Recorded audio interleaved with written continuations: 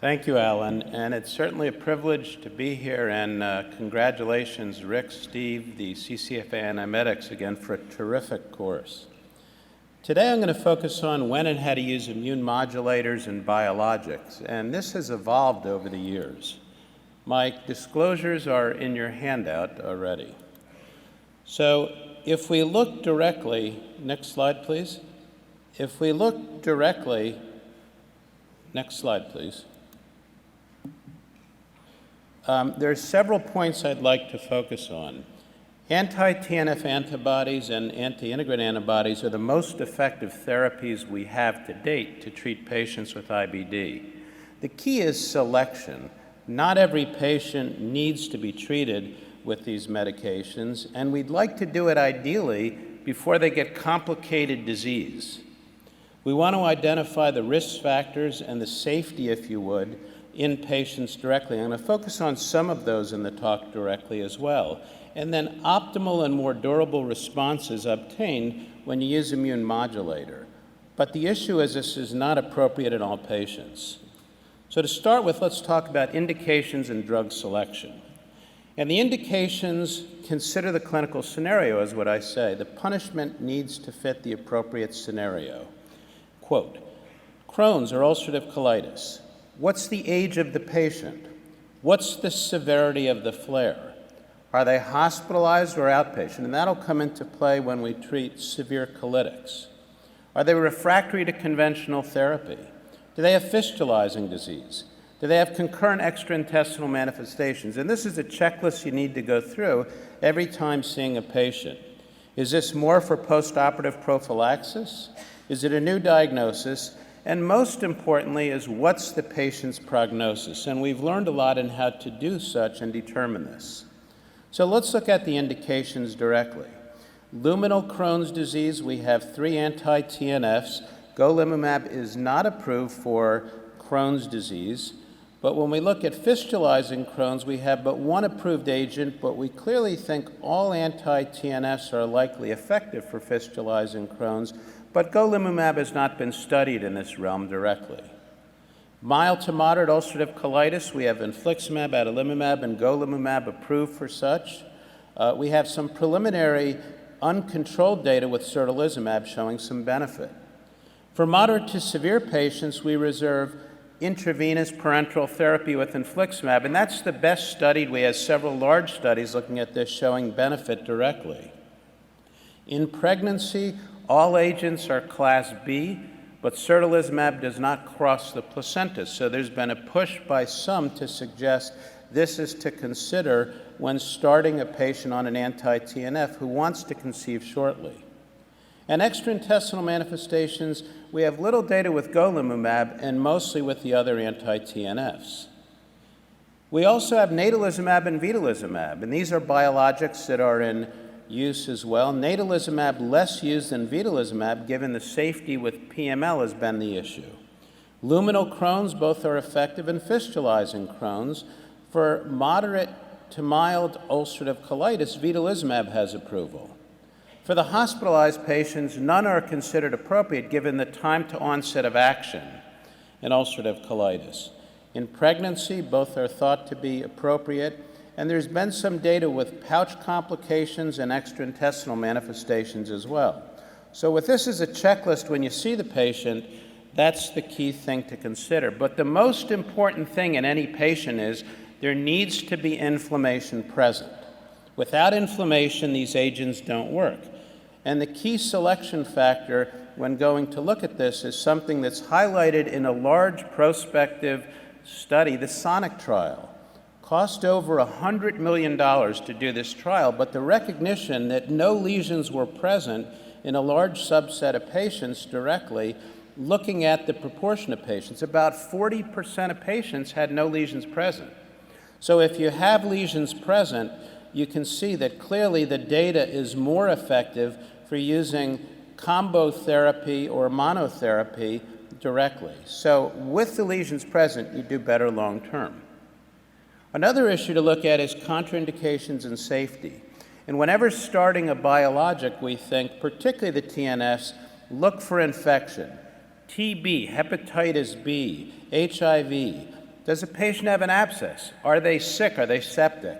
Make sure that's not the case. CHF looked for. Multiple sclerosis demyelinating disorders are relatively contraindicated in patients with anti-TNF. Do they have an underlying lymphoproliferative disorder or other malignancies? In that scenario, it needs to be individualized if it's medically appropriate to consider treating them. And certainly, if a patient doesn't want to or can't give consent, they should not be treated appropriately.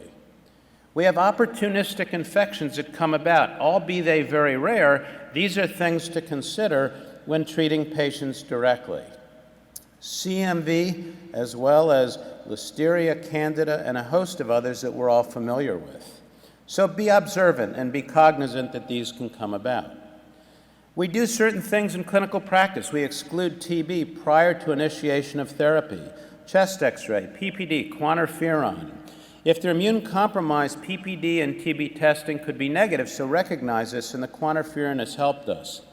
Exclude active infections, C. diff, CMV, abscesses. Check for Hep B, and if they have surface antigen positive or core antibody positive IgM, then you might need to treat them before initiating anti-TNF therapy. And vaccinate appropriately. The Center for Disease Control has some very nice guidelines for recommendations on cdc.gov. You can go look and you'll find this directly, and these are perhaps the most up-to-date. We recognize when seeing patients in the first office visit, check for MMR, varicella, Hep A, Hep B, and then vaccinate to administer regardless of immune suppressive drug use, and if they're not going to be immune compromised within 4 to 12 weeks, consider these directly, but recognize the ID Society of America has now suggested we can use live virus, zoster, in those on prednisone less than 20 milligrams for 2 weeks, as well on those that are not on anti-TNF. So immune modulators, azathioprine and 6-MP, it's appropriate to consider in this population. Immune modulators, let's talk about that. That's been a fear factor in many patients and physicians given the potential risks associated with their use. The most commonly used agents in treating patients with inflammatory bowel disease, azathioprine, 6-MP, and methotrexate. They're effective. They take a while till the onset of action, 8 to 12 weeks and 16 weeks in some studies. They're relatively well tolerated, and about half of people that are on azathioprine or 6-MP will gain benefit that are steroid responsive or dependent. When we stop medications, they can have relapse, whether it's ulcerative colitis, Crohn's, used for azathioprine or 6-MP, and certainly methotrexate. The issue is often safety, nausea, malaise, lymphoma, and I'm going to touch upon that more directly. Opportunistic infections, idiosyncratic reactions like pancreatitis and myelosuppression. So we need to monitor these patients as a routine. With the liver disease, hepatic fibrosis, interstitial pneumonitis, it's class X in pregnancy, and nausea is a very common side effect that we can lessen by giving concurrent folic acid and anti-nausea agents directly.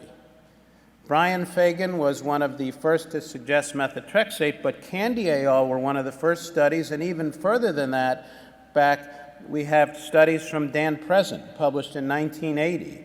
These agents are deemed effective in patients directly to treat Crohn's, but there's some more recent data by Jacques Cohen and Julian Panes who suggest it's not as effective in early Crohn's as we think it might be. So there's more a push to use anti-TNF therapy in this population, given the lack of substantial benefit in early disease onset. The issues we all recognize with adverse events, the lymphoma I'm going to concentrate on, and we recently published a multi-group study, a meta-analysis that looked at this. Non-melanoma skin cancer is a lifetime risk once you start medical therapy. It's higher when you're on the drug, but you need to consider annual skin exams on patients directly. Lymphoma, 18 studies published to date. The overall standard incidence is about 5-fold, but if you look at population studies, it's about 2.8, so it's relatively low. Current users have a higher risk, about 6-fold risk compared to former users, of medication. So if you stop the drug, your risk goes down to that of the general population. Not the same as skin cancer. That still is increased over time. Men have a higher risk, twofold risk compared to women. The SIR for men, 4.5, women, 2.2. Under the age of 30 is one of the higher risks. 1 lymphoma per 2,000 patient years of follow-up. So we target not to use azathioprine or 6-MP if possible in this patient population. The absolute risk is the highest in the elderly, over age 50. 1 in 354 patient years of follow-up per lymphoma based on the best recent estimates. So treat 70 patients, 5 years, 1 gets a lymphoma. That's a high risk, and in that population, we try to avoid it directly. Brian Fagan put methotrexate on the map with a group of centers, the Canadian Cooperative Study, several US centers went, that it is effective to treat active Crohn's disease, twice the placebo rate directly. He then showed it was an effective maintenance drug with the 65% able to maintain remission who are in remission who continue this for an additional 40 weeks. So an NNT of about 4 to gain benefit in 1 for induction and maintenance. That was sort of the general consensus. It's IM or sub-Q. Side effects are relatively common, more nausea, vomiting side effects, bone marrow suppression, and hepatic fibrosis. We monitor ALT and AST, and it's a relatively rare event in general, so we recognize these are things that liver biopsy is not commonly encountered or needed in many patients. And we often use oral therapy to lessen immunogenicity. A dose of 12.5 or 15 milligrams orally once a week is enough to lessen the occurrence of antibodies in patients directly. In young childbearing age women, it's something to consider another agent indirectly. We optimize as well. In treating patients, these are things we look at directly. Anti-TNF failures, and if we look at a secondary loss of response or someone who had an initial response and lost their benefit, the reasons for this may be severalfold. Pharmacokinetics, there may be inadequate drug levels because of antibodies, or because of rapid clearance of the drug, or an inadequate dose. And these are the 3 commonly encountered scenarios we see. From a pharmacodynamic standpoint, there may be an evolution of resistance to anti-TNF therapy directly. Or lastly, a dose-limiting adverse event may come about. So these are often the scenarios we see. How do we avoid some of this? We give a loading dose, whether it's infliximab, adalimumab, certolizumab, golimumab, vedolizumab, etc., in order to get higher drug levels because we believe it's the low trough level initially that may develop immunogenicity in the future. We give in combination with an immune modulator if the risk profile of the patient is appropriate. In other words, they're not over 50, they're not young males, we consider that, or we might use oral methotrexate in that persistent or that population directly. And if we're not giving in combination, you might consider, based on a study from Mark Peppercorn out of Boston, that maybe steroids may help to some degree, though not as much as immune modulators directly. We avoid episodically, and we optimize early to avoid unintentional episodic dosing. The group at Beth Israel had done a very nice job in telling us that we can optimize by making incremental small doses. You don't have to go with infliximab from 5 to 10 milligrams per kilogram. You can go lower.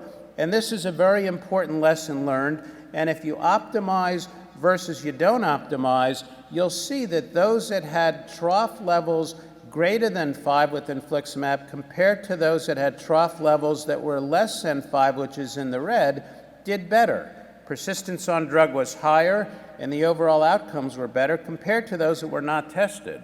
So this is at least a window to say optimization of medical therapy using therapeutic drug monitoring may be beneficial. Another landmark study done by the group in Belgium has shown us the TAXIT study. In patients that responded to evaluate the efficacy in a cohort of IBD patients that were responders to maintenance infliximab, looking at a range of 3 to 7 as the optimal dosing, you can see if they had undetectable medication in the serum and antibody was high, you stop. If it was low, then you might increase the dose. If the trough level was low and there was no antibody, either shorten the interval or escalate directly to a higher dose. And if the dose of the medication was such that you had a trough of less than 3 or greater less than 7, then you kept it in range. If it was greater than 7, then you lessened the dosing directly. In looking at this, several outcomes were achieved. Dose escalation in those with subtherapeutic levels had better disease control, a very important outcome we recognize, so monitoring directly is important, and these were just published several months back. We also recognize that successful dose de-escalation in patients with subtherapeutic levels while retaining disease control was achievable in this population. So once again, you're not using more medication than is truly needed, a very important outcome from this particular trial. And then lastly, we see the primary endpoint was such that this was achieved as well. So we recognize data from San Diego, Bill Sanborn published when he was at the Mayo, that if you have a positive antibody, you perhaps don't want to continue that therapeutic algorithm treatment with an anti-TNF, whereas if you have a negative antibody and you have low level, escalate the dose, and this has been borne out in other trials directly. The reason to give concomitant therapy I alluded to is you get lower rates of infusion reactions based on the SONIC trial and others, lower rates of anti-drug antibody formation, higher drug levels independent of an effect on the antibody formation. You get an independent effect of a second agent directly, as we see in some trials, a lower rate of loss of response, and there's no signal for increased risk of infection. In fact, infectious risks were lower in the SONIC trial directly when doing combination therapy. So this makes logical sense based upon the data we have. As you can see here from the SONIC trial, Jean-Fred and others had published data, you get higher drug levels directly. The SUCCESS trial showed more benefit in severe ulcerative colitis when you do combination therapy, which is highlighted in the blue. Whether it's steroid-free remission, response, or mucosal healing, you see benefit directly, at least a trend to that and all. So we see benefit directly for combo therapy if you can use it. So the last part is prognostication. Not every patient needs to get something that is aggressive therapy. So personalized approach, if you would, or more what we're calling precision medicine these days. The diagnosis is made, you risk stratify the patient looking at clinical, serologic, genetics, and endoscopy. And those that have high risk, you consider early anti-TNF, early anti-integrin, or combination therapy, and a low risk budesonide or an antimetabolite might be a course to consider. The step up for good prognosis or mild to moderate patients and early aggressive for those that have poor prognostics that are present is really for the moderate to severe patients, if you would. And if we look directly, we have several predictors based on clinical trials that have enabled us to make that direct assessment of patients. High CRP, plasmacytosis for clinical relapse, fecal calprotectin. Mucosal healing early is a good point we see from the data on infliximab and other data. Those that use steroids early, extensive disease, elder age, or don't achieve mucosal healing, those are the ones that have a higher risk of colectomy.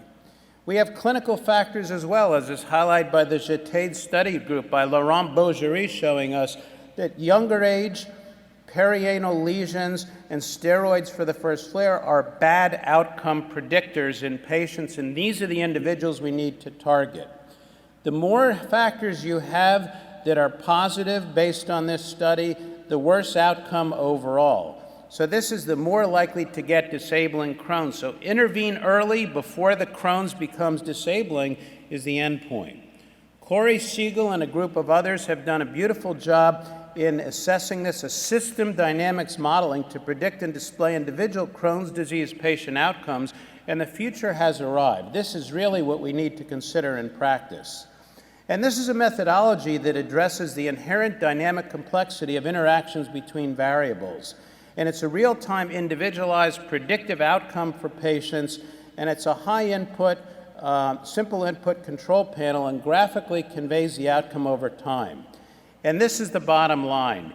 no treatment risk of complications for this 16-year-old girl, small bowel and perianal Crohn's, and has a lot of bad-acting things versus early immune modulator treatment, the outcome is substantially better.